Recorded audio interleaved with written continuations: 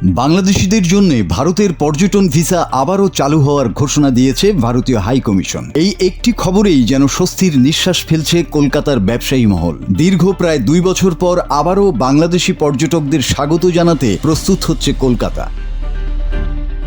এই আনন্দ উদযাপন করতে শনিবার নিউ মার্কেট এলাকার ব্যবসায়ীরা একে অপরকে মিষ্টিমুখ করান। শুধু আনন্দ প্রকাশেই থেমে থাকেননি তারা, বাংলাদেশি পর্যটকদের আরও ভালো সেবা নিশ্চিত করতে বৈঠক করেছেন marquis street, free school street ও নিউ মার্কেটের ব্যবসায়ী সংগঠনের নেতারা। সেখানে পর্যটকদের নিরাপত্তা, সেবার মান এবং অবকাঠামোগত প্রস্তুতি নিয়ে বিস্তারিত আলোচনা হয়। সিসিটিভি নজরদারি সহ নিরাপত্তা ব্যবস্থাও খতিয়ে দেখা হচ্ছে।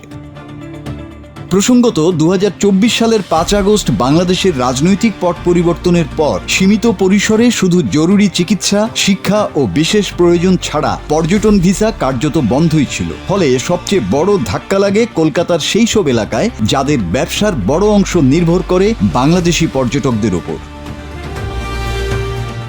সে সময় new market, Marquis street, free school street, সদর স্ট্রিট, লিন্ডসে স্ট্রিট এসব এলাকায় বহু ব্যবসায়ীর বিক্রি 60% পর্যন্ত কমে যায়। কেউ ঋণ নিতে বাধ্য হন, কেউ দোকান বন্ধ করে দেন, আবার কেউ পেশাই বদলে ফেলেন।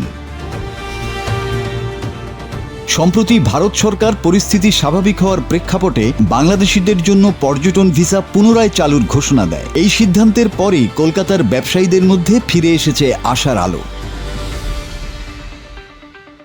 ব্যবসায়ীদের একটাই বার্তা, 2 বছর আগে বাংলাদেশিরা যে আন্তরিক কলকাতা দেখে গিয়েছিলেন, এবারও যেন ঠিক সেই একই শহর, একই আতিথেয়তা এবং নিরাপদ পরিবেশ তাদের স্বাগত জানায়। কারণ এই ভিসা চালু হওয়া শুধু 2 দেশের মানুষের যাতায়াতই সহজ করবে না, বরং নতুন করে গতি আনবে 2 দেশের কূটনীতি, কলকাতার পর্যটন, ব্যবসা এবং স্থানীয় অর্থনীতিতেও। মাসুদ হাসান, বাংলা টিভি।